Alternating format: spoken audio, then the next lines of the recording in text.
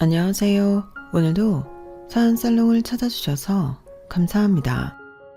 저는 현재 남편과 이혼 후 친정엄마와 합쳐 초등학교에 다니는 딸과 함께 살고 있는 30대 후반 여성입니다.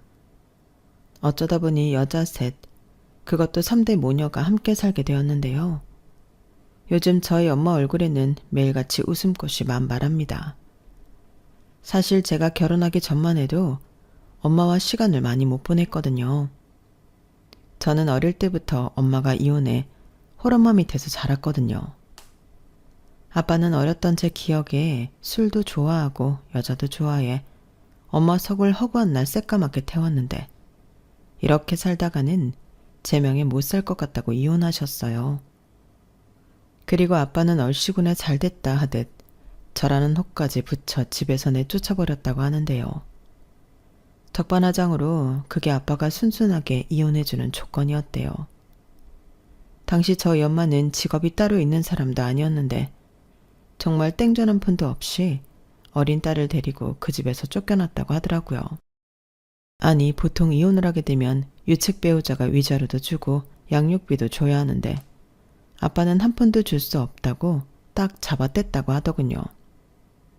그리고 엄마는 더럽고 치사해서 돈 달라고 매달리지도 않았다고 했는데요. 그만큼 이혼하고 싶은 마음이 더 컸기에 그냥 없으면 말지 그런 심정으로 저에게 외가인 당신 친정으로 가셨다고 했어요. 그런데 그때만 해도 워낙 옛날 사고방식의 사람들이 많을 때라 외할머니는 매정하게도 이혼하고 돌아온 당신 딸을 받아주지 않았어요. 시집 갔으면 죽어도 그 집 귀신이야. 어디 이혼을 해서 친정으로 새끼 데리고 기어와. 나는 넌 못 받아줘. 시집 갔으면 그만이지. 너는 출가 외인이야. 나한테는 남이라고. 그러니까 네 서방 찾아가서 이혼 다시 모르고 코 박고 조용히 살아. 알겠어? 안 가고 뭐해? 빨리 정서방한테 가서 받아달라고 빌어. 생각해보면 외할머니는 그런 사람이었어요. 아들과 딸을 철저히 차별하고 시집 보낸 딸은 명절에도 올 필요 없다며 선을 그으셨는데 엄마는 외할머니 성격을 모르는 것도 아니면서 지푸라기라도 잡고 싶은 심정으로 외갓집을 가셨다고 했어요. 하지만 문전박대도 모자라 저런 모진 말까지 들었으니 그 상처가 어마어마했고 어렸던 저는 그날 엄마가 엄청나게 울었다는 것만 기억할 뿐입니다. 결국 저희 모녀는 엄마의 바로 위인 이모 집으로 갔어요. 그리고 딱 하루만 신세를 지고 이모가 빌려준 단돈 100만 원을 가지고 서울로 올라왔는데요. 아마 그때부터였을 거예요. 엄마가 아주 독한 사람이 되었거든요. 어렸던 저는 엄마 얼굴을 보는 게 쉽지 않았어요. 분명 상에 차려진 밥이나 제가 쓸 용돈을 보면 엄마가 집에 다녀간 것은 맞는데 도대체 잠은 언제 자는 건지 어렸던 저는 늘 엄마 걱정을 하고 살아야만 했네요.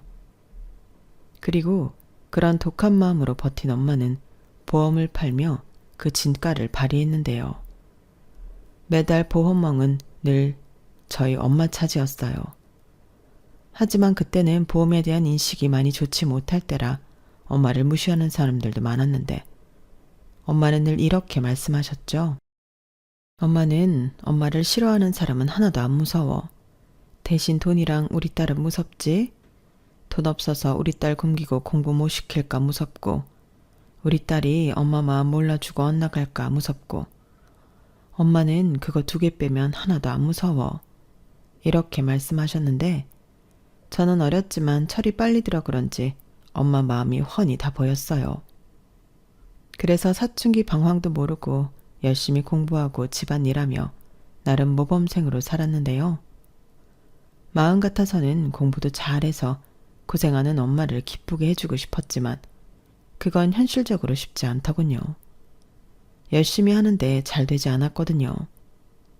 그리고 엄마도 일하느라 제 공부에는 신경을 많이 못 써줬는데 그건 당신 탓도 있다고 생각하셨는지 제가 공부를 잘하는지 못하는 것에는 단 한 번도 뭐라고 하신 적이 없었어요. 오히려 사람들이 어떻게 다 공부를 잘하겠니? 우리 딸은 우리 딸이 잘하는 걸 찾으면 돼. 기죽을 필요 없다니까? 이렇게 항상 저한테 괜찮다고 해줬는데 그 말이 참 고마웠어요. 제 친구 엄마들은 전부 공부 못하는 자식은 필요 없다고 공부 잔소리를 한다고 했거든요. 그래서 제 친구들은 공부를 못해도 괜찮다고 해주는 저희 엄마를 부러워하며 저한테도 좋겠다는 말을 자주 했는데 저는 그 말이 좋진 않았어요. 저도 공부를 잘해서 괜찮다는 말이 아닌 잘했다, 우리 딸 최고다, 그런 말이 듣고 싶었는데 그래서 성적이 별로 나오지 않아도 엉덩이 힘으로 무식하게 공부를 했죠. 그리고 그런 무식한 방법이 아주 틀리진 않았는지 명문대는 아니어도 서울에 있는 4년대 대학에는 입학할 수 있었는데요. 그날은 엄마와 외식도 하고 최고로 행복한 날이었어요. 비록 외식 후 엄마는 고객을 만나러 가야 한다며 급히 가셨지만 엄마가 저를 위해 열심히 일한다고 생각했기에 서운하지 않았죠. 그리고 혼자 고생하는 엄마를 위해서라도 저 역시 빨리 돈을 벌고 싶었어요. 이왕이면 저희 엄마 소원대로 책상 앞에서 컴퓨터 두드리며 편한 일을 하고 싶었죠. 대학 졸업 후 눈높이를 조금 낮춰 대기업은 포기하고 꽤 이름난 기업에 입사를 지원하니 제 전략이 효과가 있었어요. 그렇게 회사에 입사한 저는 월급을 받으며 사회인이 되었고 그렇게 열심히 일을 하다 남편을 소개로 만나게 되었어요. 이왕이면 비슷한 일을 하는 남자면 좋은데 남편은 일식당에서 일을 한다고 했고 처음에는 별 기대 없이 나간 자리였는데 사람이 괜찮더라고요. 남편과 제 첫 만남은 딱 그 정도였어요. 누가 먼저 홀딱 반해서 연애를 시작한 게 아니고 점점 가랑비에 옷 젖듯 가까워졌는데요.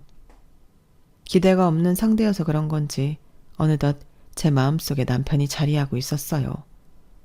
무엇보다 제가 이혼 과정에서 자랐다는 말을 들었을 때 남편은 금방이라도 울 것 같은 얼굴로 저더러 많이 외롭고 고생이 많았겠다며 속상해했는데 저런 착한 마음을 가진 남자라면 제 친구처럼 마누라 속을 뒤집지는 않을 것 같다는 막연한 생각이 들더라고요.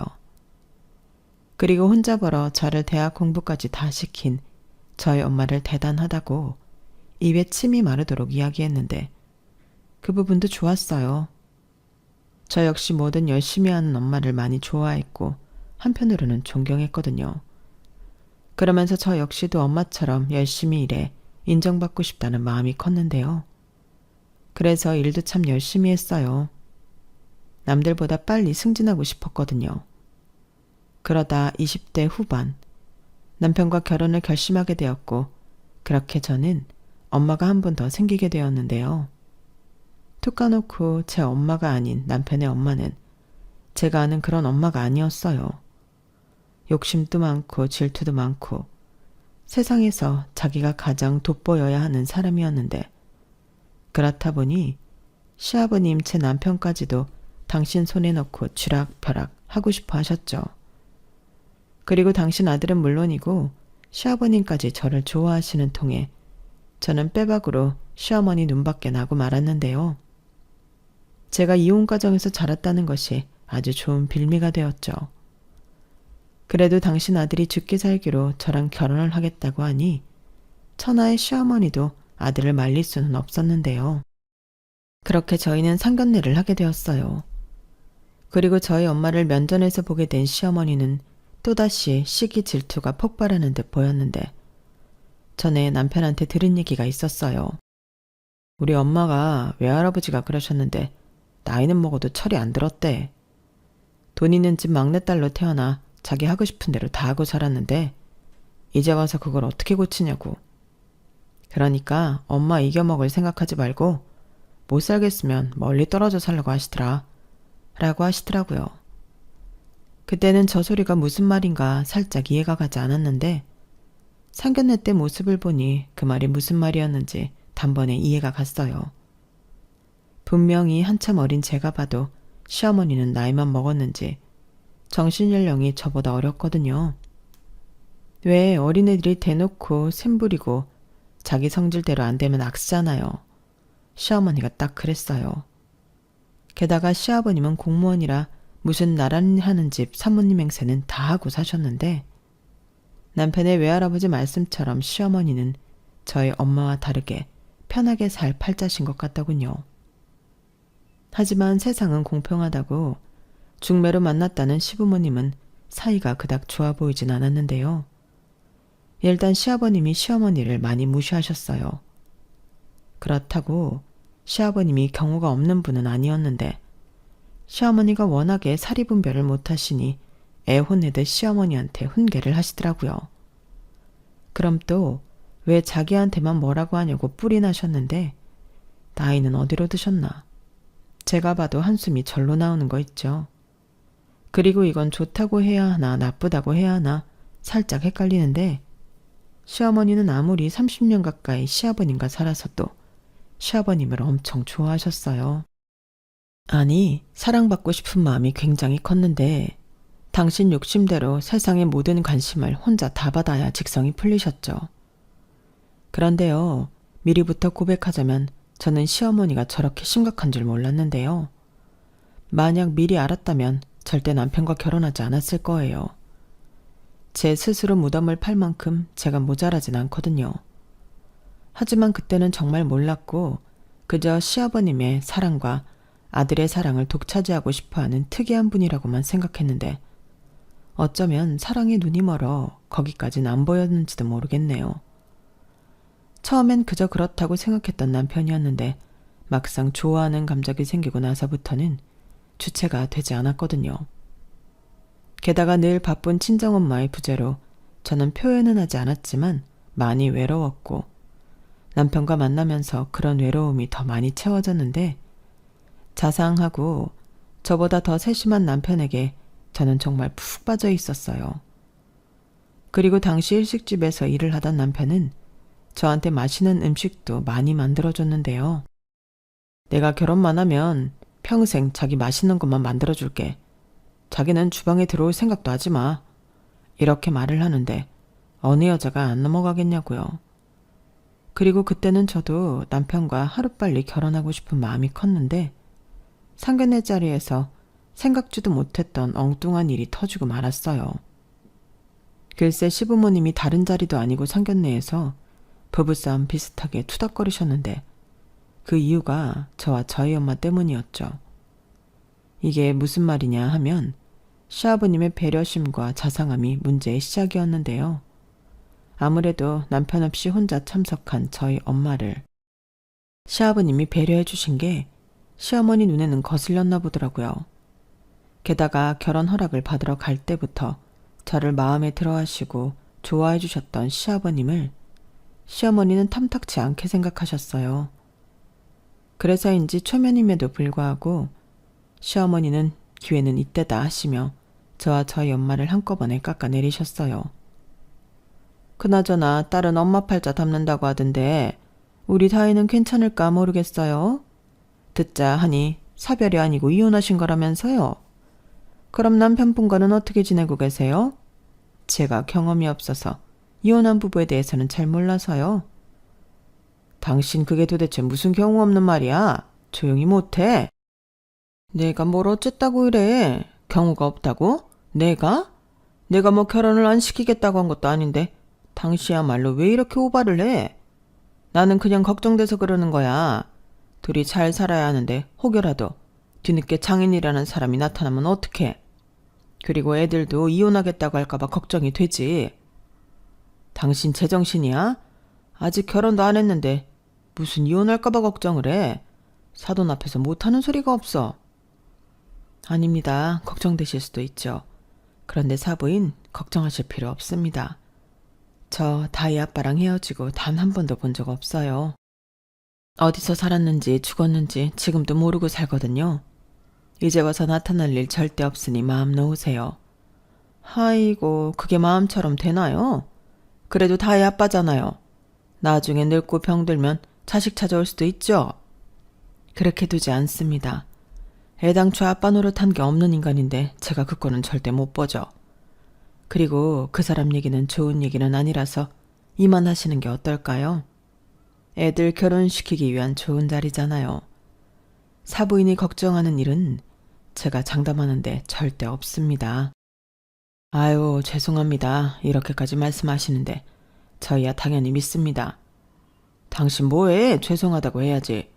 그리고 사부인, 이 사람이 가끔 이렇게 생각 없이 말을 하는데 이해해 주세요. 당신은 무슨 죄 졌어? 뭘 자꾸 죄송하다고 하고 이해를 해달래?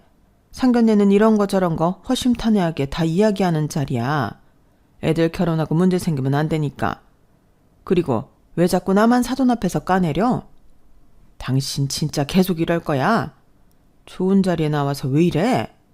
죄송합니다. 저희가 이렇게 살아요. 그나저나 저희 아들한테 들었는데 정말 대단하십니다. 무슨 보험왕이시라면서요? 네?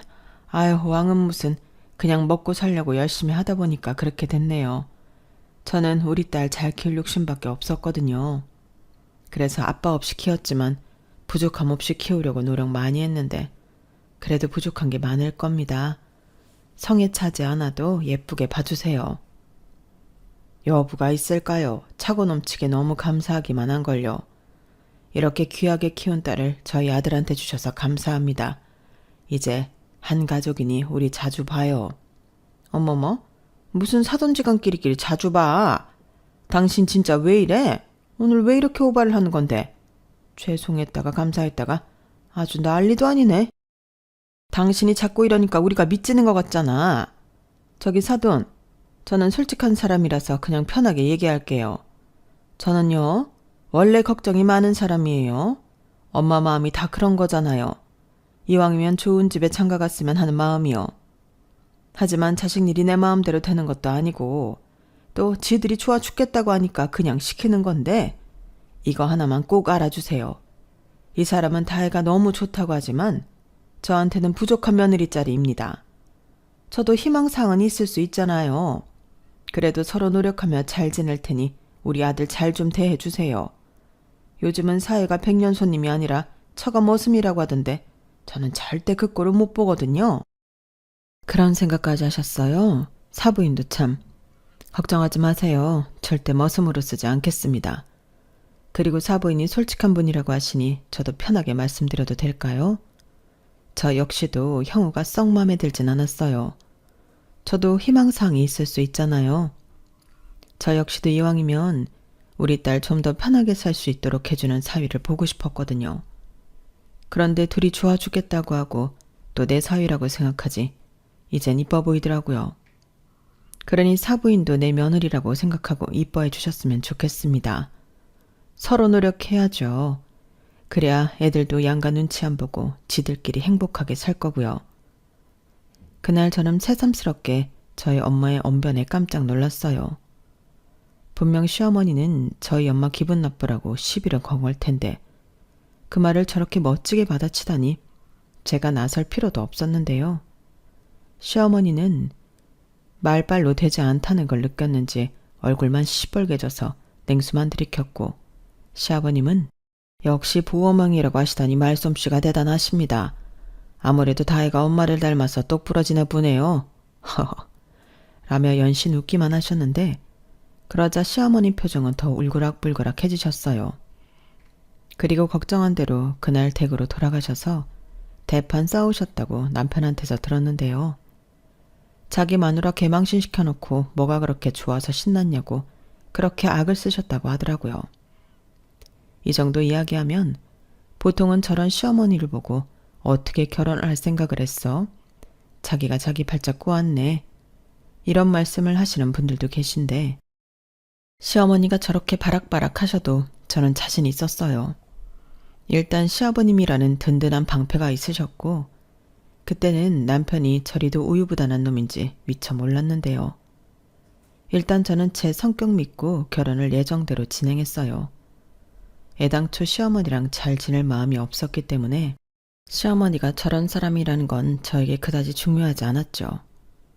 그리고 그걸 시어머니도 아셨는지 자기한테 꺾이지 않고 따박따박 제 할 말 다 하는 저를 참 싫어하셨는데요. 그렇게 제 길을 꺾으려 하시더라고요. 너는 휴일이라고 남편도 안 도와주고 집에서 퍼져 쉬고 있냐? 내가 정말 속이 상해서 너 당장 네 남편 가게로 튀어오지 못해? 남 가게도 아니고 남편이 개업을 해서 고생을 하고 있으면 마누라가 쉴 때라도 나와서 거들어야지. 너는 주말이면 회사 안 가지만 우리 아들은 언제 쉬니? 어머니, 가게 오셨어요? 저 원래 주말에 가게 가서 돕는데 오늘은 감기 기운이 있어서 약 먹고 쉬고 있거든요. 하필 오늘 오셨네요. 제가 가서 일할 때는 오시지도 않더니. 뭐야? 너 말에 뼈가 있다? 그래서 꼴랑 감기 걸렸다고 안 온다고? 꼴랑 감기가 아니고 저 정말 많이 아파요. 그 애한테 물어보세요. 이런 식으로 나오겠다 이거지? 내 아들이 아주 지 든든한 방패야. 그럼 지금 말고 한 3시간 정도 있다가 운전만 하러 나와라. 네? 운전이요? 내가 오늘 모임이 있어서 친구들을 우리 아들 가게로 불렀어. 원래는 술까지 마실 생각은 없었는데 오늘은 기분이 좋아서 술 한잔들 하자고 하네? 대리 부르면 그것도 돈이잖아. 네가 나와서 내 차 운전 좀 해다오. 어머니, 대리비 얼마나 한다고요? 저 약 먹어서 운전하면 안 돼요. 지금도 약이 독한지 핑핑 도는데 운전하면 사고 나요.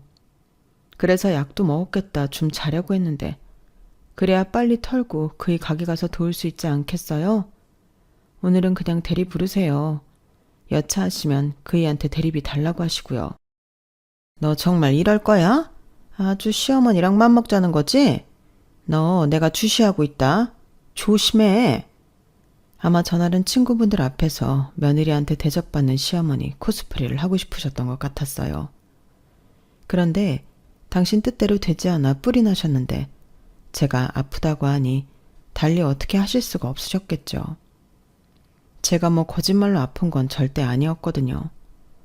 한 3일 전부터 으슬으슬하고 컨디션이 좋지 않더니 금요일 밤부터는 꼬박 알아누웠어요.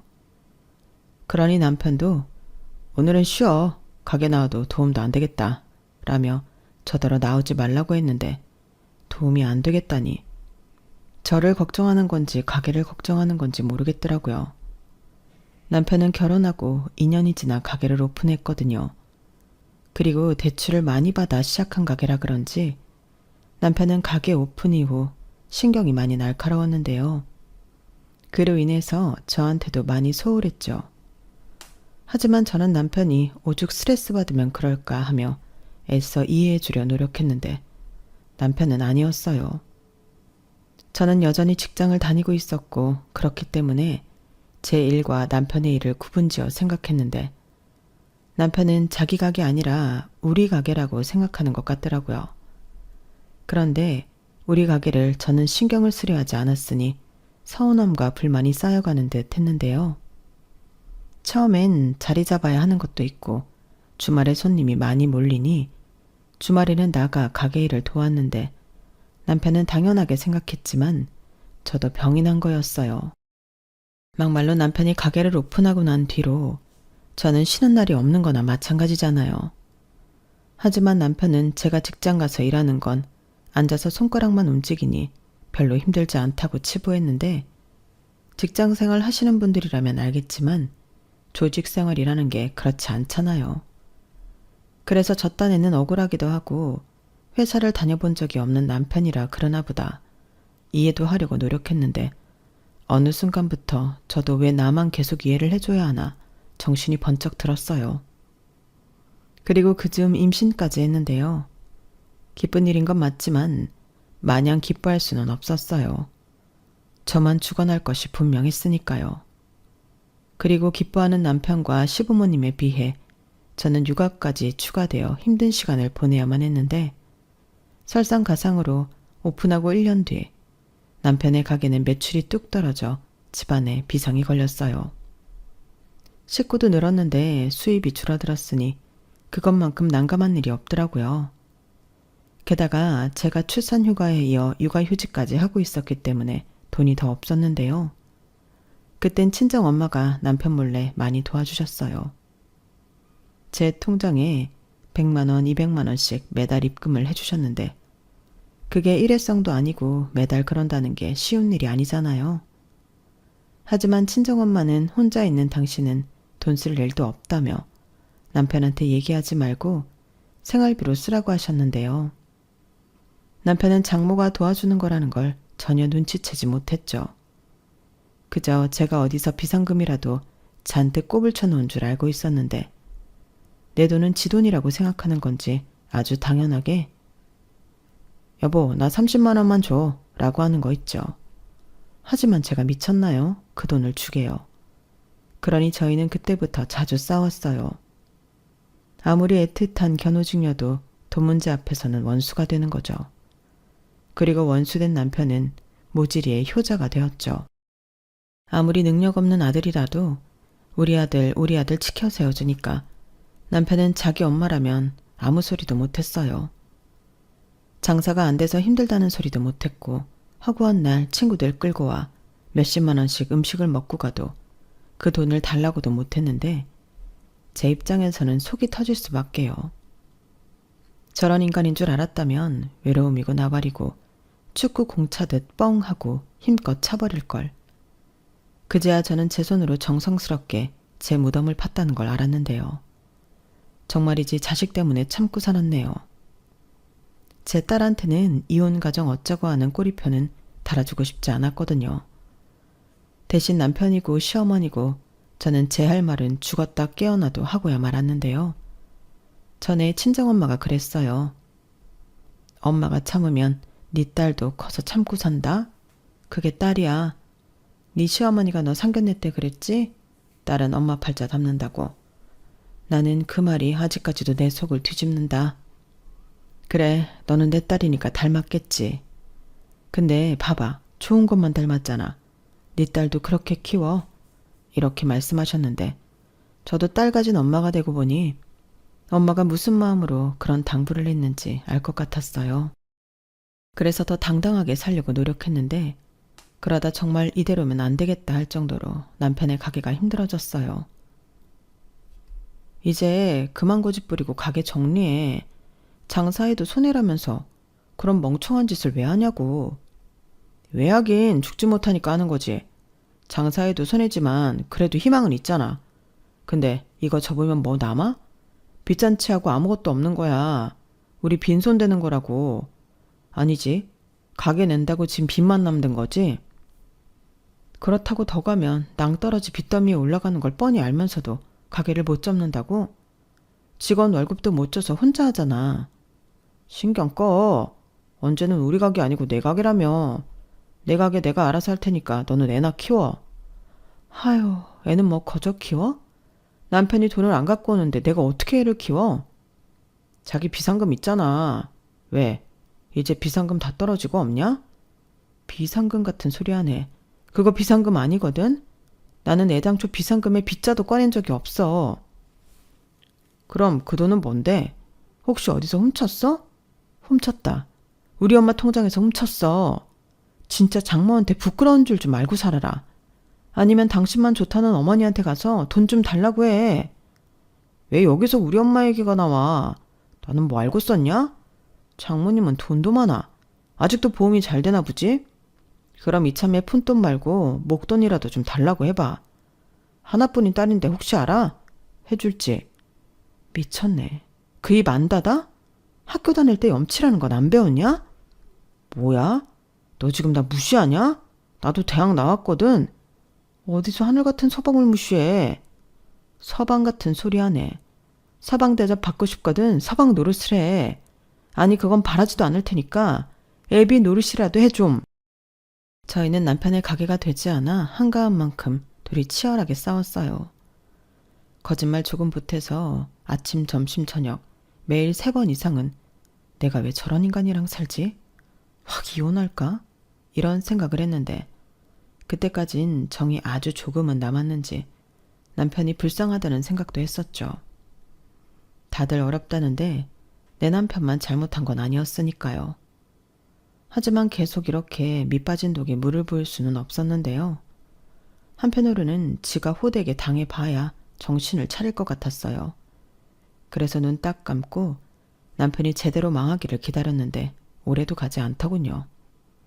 정말 보증금 다 까고 빚더미에 올라 장사를 접게 되었어요.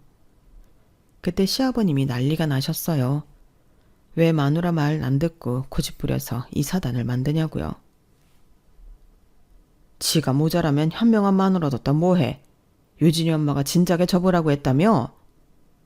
당신은 왜 우리 아들 말은 안 듣고 며느리 말만 들어? 얘도 사정이 있으니까 그랬겠지? 당신 누구 아빠야? 팔은 안으로 굽는데 왜 당신 팔만 밖으로 굽어? 감싸고 돌 걸 돌아. 아휴, 아무튼 나는 도와줄 돈도 없고 그럴 마음도 없다. 네가 저지른 짓 네가 수습해. 왜 사고는 네가 쳐놓고 남더러 책임져 달래? 아빠는 남이 아니잖아. 나도 진짜 이러고 싶지 않아서 여태 도와달라는 말도 못했는데 좀 도와줘. 너 후자금 뭐 그런 거 준비해놓은 것도 없어? 막말로 내가 장남인데 엄마 아빠 노후는 내가 책임지지. 그러니까 그 돈 있으면 좀 내놔봐. 지랄하네. 네가 우리 노후를 책임져?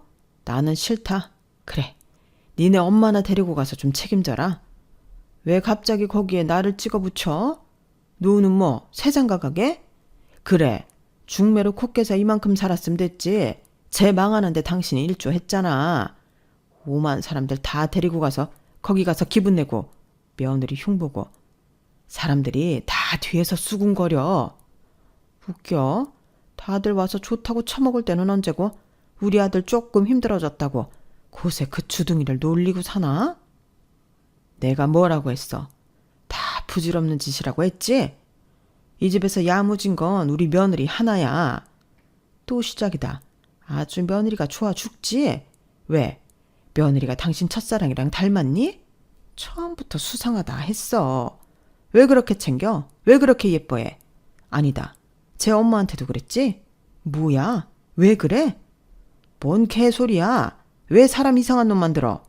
나는 성실하고 열심히 사는 사람 다 좋아해. 여태 나랑 살아놓고도 아직도 그걸 몰라. 당신 그거 자격지심이야. 당신이 그렇게 못 사니까 그런 사람들 괜히 까내리는 거지. 지금 생각해도 참 골이 아픈 집구석이었어요. 그나마 정상은 시아버님 한 분이셨는데 남편은 왜 하필 시어머니를 닮았는가 짜증이 나더라고요. 그리고 결국 시아버님은 남편을 도와주지 않으셨어요. 저는 부랴부랴 복직을 했고 남편은 막노동에 오토바이 배달까지 할 수 있는 건 전부 하며 빚을 갚았어요. 남편이 버는 건 남편 빚 갚고 제가 버는 건 생활비를 했죠.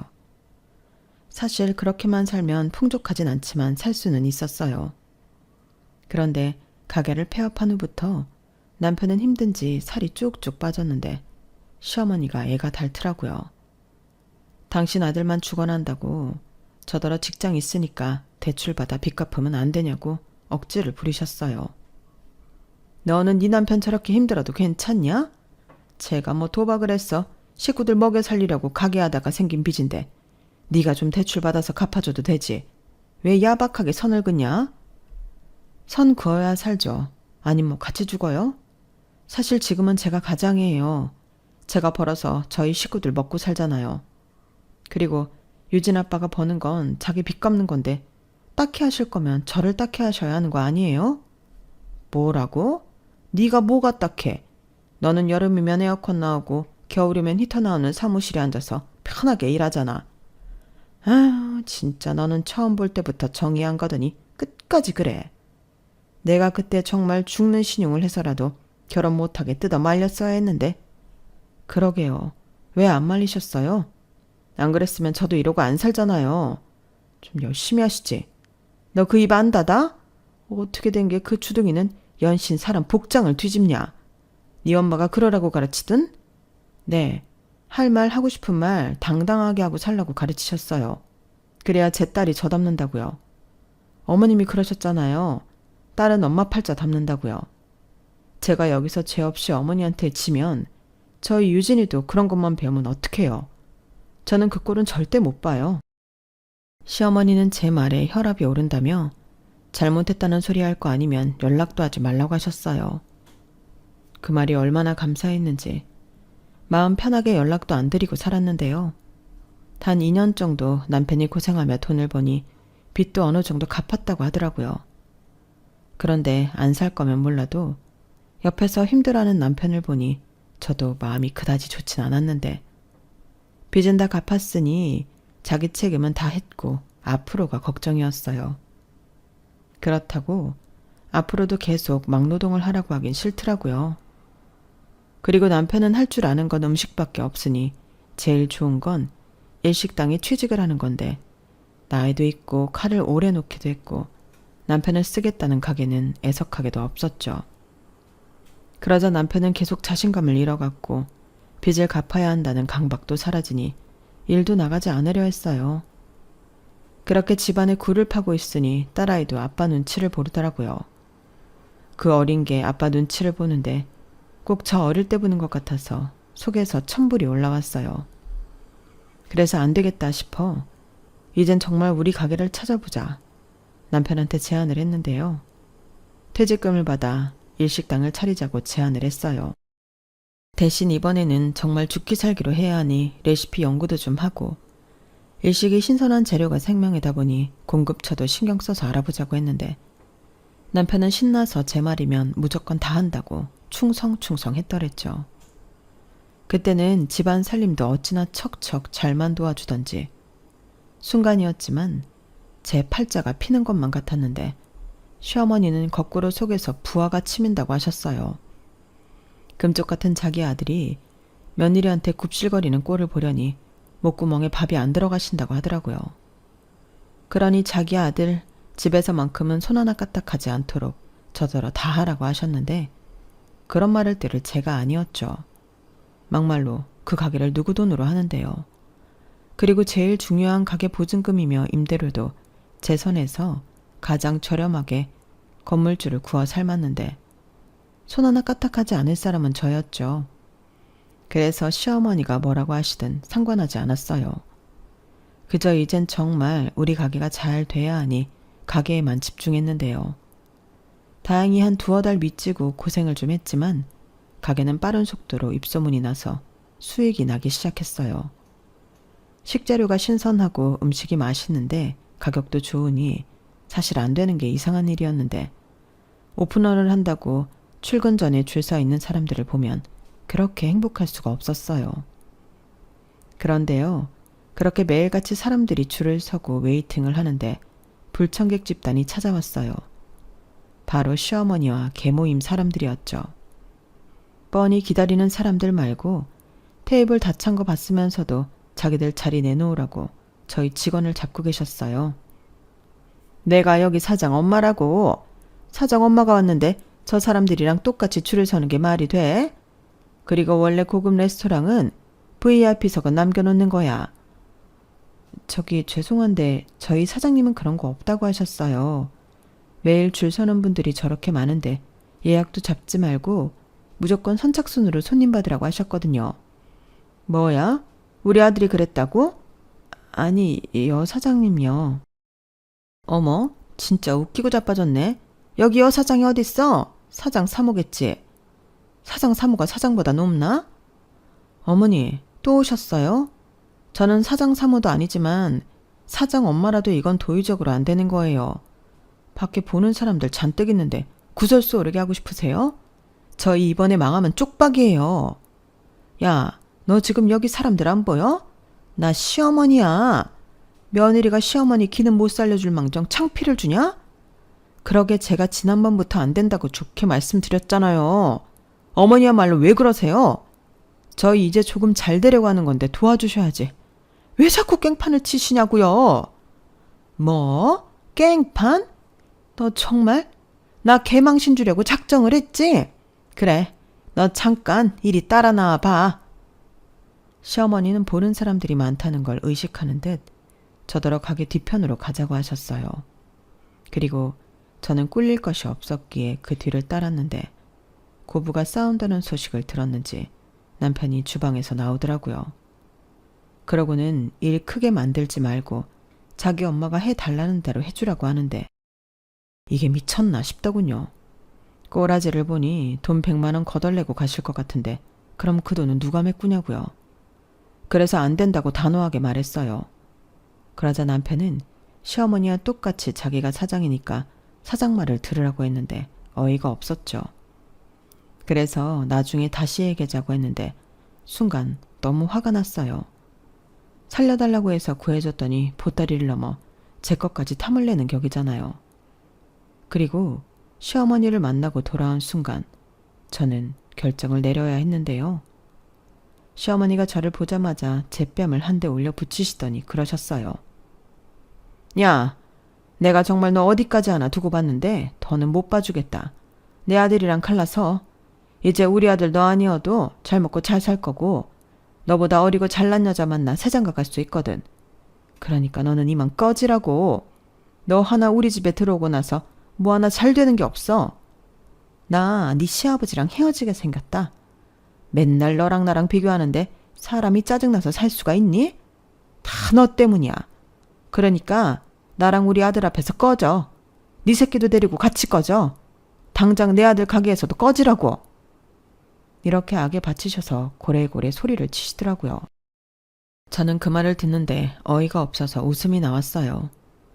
지금 저를 붙잡아도 될까 말까인데 꺼지라고 하다니 이 사람들이 정말 간이 배밖에 나왔나 싶었죠. 그래서 후회하지 않으시겠냐고 재차 확인하니 후회는 개뿔? 내가 왜 후회를 하니? 너만 나가면 알턴이가 빠진 것 같아서 살 것 같을 거다.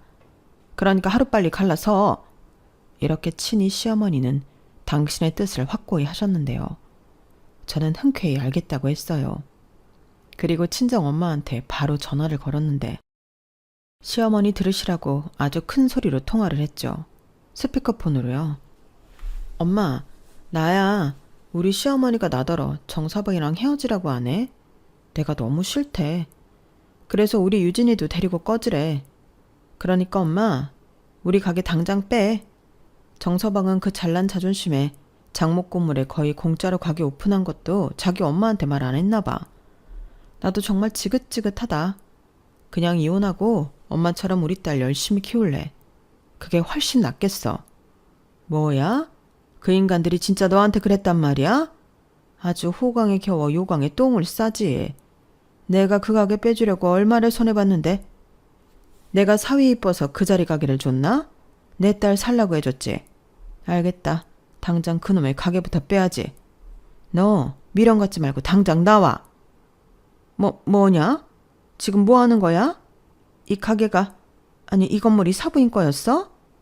아니 어떻게, 그런 말 없었잖아. 네 엄마 언제 건물 샀니? 아니 어떻게 건물을 사? 보험 팔아서 건물을 샀다고? 보험도 팔고 열심히 재테크도 하시고 그래서 재작년에 이 건물 사셨어요. 원래는 이 1층 고깃집 들어오는 거였는데 저희 엄마가 위약금 세게 물어주고 저희 가게 내주신 거거든요. 유진 아빠가 그런 말은 일절 안 했죠. 싫은 말도 못하지만 자기 자존심에 남한테 꿀리는 말도 못하는 모질이니까. 그래도 그렇지 어머니는 아들이 무슨 돈이 있어서 이런 가게를 차렸다고 생각하셨어요? 이거 재퇴직금 올인한 거고 저희 엄마가 보증금의 월세까지 완전 대폭 할인해 주셔서 하는 거였어요. 근데 어째요? 헤어지라고 하셨고 저도 더 살 마음 없고 이제 네 거 내 거 제대로 갈라서 이혼할게요. 그래서 하는 말인데 여기서 꺼질 사람은 제가 아니거든요. 아주머니가 아들 데리고 나가세요. 어차피 저희 주방에 직원들이 있어서 괜찮아요. 설마 이런 일 생길까봐 제가 비싸도 일식 셰프들 데리고 왔거든요. 뭐라고? 아니 나는... 시어머니는 아까까지만 해도 소리 지르며 잘만 떠들더니 갑자기 말을 더듬기 시작하셨어요. 그리고 똥 마려운 강아지 마냥 어쩔 줄을 몰라 하셨는데 남편이 불안했는지 모습을 나타내더라고요. 그리고는 저한테 쩔쩔매는 자기 엄마를 보고 저한테 확인도 하지 않고 화를 냈는데 시어머니는 그러지 말라고 말리고 남편은 기세등등하게 저한테 몰아붙이고 가관도 아니었어요. 그리고 그런 장면은 가게 CCTV에 고스란히 찍혔는데요. 남편도 모든 사실을 알고는 자기 엄마를 원망하며 좌절했어요. 그리고 협의 이혼 안 하면 소송하겠다고 하니 남편이 매달리고 난리도 아니었어요. 당연히 그랬겠죠. 쥐뿔 아무것도 없는 남편이 제가 없으면 밥이나 먹고 살겠어요? 게다가 시부모님도 이혼이 임박인데 벌이도 없는 자기 엄마랑 뭐 어쩌고 살게요? 그러니 죽자 살자 저한테 매달리기 시작했는데 이미 확고하게 마음을 먹은 저를 설득할 수는 없었어요. 그리고 한번 마음먹으면 빠꾸가 없는 저희 엄마 성격상 가게부터 정리시켰는데요. 계속 장사하고 싶으면 제대로 보증금이랑 월세 내놓으라고 하니 지가 사장이라고 뻐길 때는 언제고 남편은 아무 말도 못했어요. 결국 제가 이혼 소장을 보내니 남편은 알겠다고 빈손으로 쫓겨났어요. 시아버님이 시어머니한테 방 얻어 살라고 1,000만 원을 위자료로 줬다고 하더라고요. 그러니 남편은 그 집으로 들어가게 되었는데 당장 돈 버는 사람이 없으니 남편이 죽어도 다시 하기 싫다던 막노동을 다시 하게 되었어요. 그리고 틈틈이 저를 찾아와 빌고 또 시어머니 역시 부빌 때는 저밖에 없어 미안하다 사정사정 했는데 기가 막혔네요. 아가 미안하다. 내가 그때는 귀신에 씌었나 봐. 아 내가 미쳤지. 너 같은 애가 또 어딨다고. 너한테 할 말 없다. 정말 미안해. 네가 우리 아들 한 번만 봐주면 다시는 내가 너한테 안 그러마. 정말이야. 막말로 우리 아들이 잘못한 건 없지 않니? 다 부족한 나 때문이지. 내가 니들 앞에 안 나타날게. 죽은 듯 살게. 그러면 되잖니. 아니다. 내가 니네 엄마한테도 가서 빌게. 사실은 부러워서 그랬어. 쥐뿔 아무것도 없는 여자가 돌도 잘 보고 당당하니까 배알이 꼬여서. 미안하다. 시어머니는 이렇게 연신 안 나오는 눈물을 쥐어짜며 사정하셨어요. 하지만 이제 와서 후회한들 한번 결심한 일을 바꾸고 싶진 않았어요. 저도 그 엄마의 그 딸이라 한번 정하면 모르는 법이 없거든요. 그래서 포기하시라고 사정 봐서 애 양육비는 천천히 받겠다고 했는데요. 결혼할 때 남편이 해온 건 그대로 줬어요. 그래야 그 인간도 저한테 따지고 말고 할 빌미가 없죠. 어차피 그래봤자 남편이 들고 온 건 별로 없어서 아쉽지도 않았거든요. 그리고 위자료 뜯어내야 하는데 그거 안 하는 대신 연락하지 말라고 약속도 야무지게 받았는데 이혼이 확정되던 날 저는 해방을 맞은 독립군의 심정이었어요. 친정엄마는 이혼할 당시 앞으로가 막막했다고 했지만 저는 든든한 엄마라는 뒷배가 있으니 좋기만 하더라고요. 그리고 저희 엄마도 애써 참고 살지 말라고 했는데요. 그렇게 저는 모든 걸 다 정리하고 엄마 집으로 들어갔어요.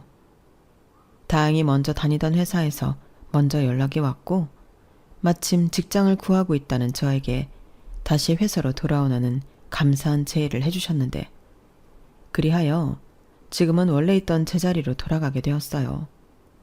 장사도 나쁠 건 없었지만 뭐니 해도 하던 일이 최고더라고요.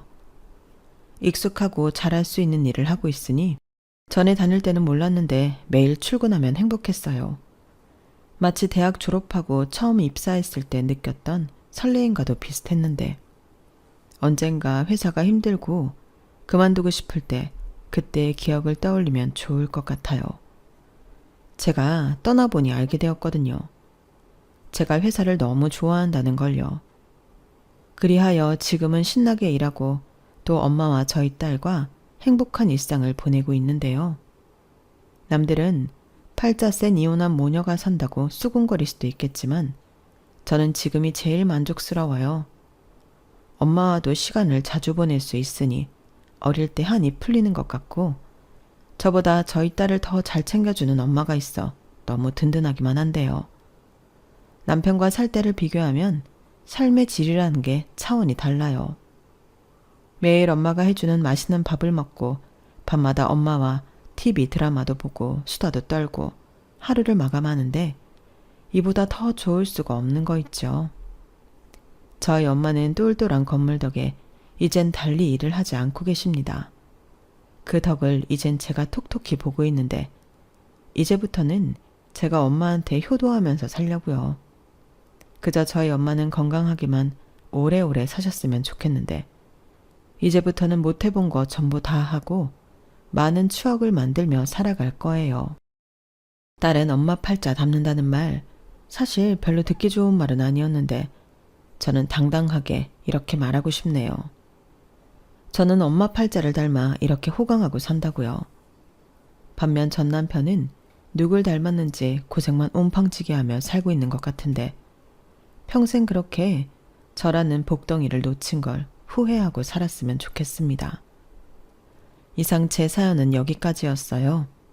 사연이 쓰다 보니 많이 길어졌는데 끝까지 들어주셔서 감사해요. 추운 계절이 지나고 어느덧 따뜻한 봄이 찾아오듯 여러분들의 인생에도 따뜻한 온기가 가득하시길 진심으로 바라며 안녕히 계세요. 고맙습니다. 여러분, 사연 댓글에 응원과 현명한 조언 부탁드려요. 좋아요와 구독은 저에게 큰 힘이 됩니다. 오늘도 좋은 일 가득하세요.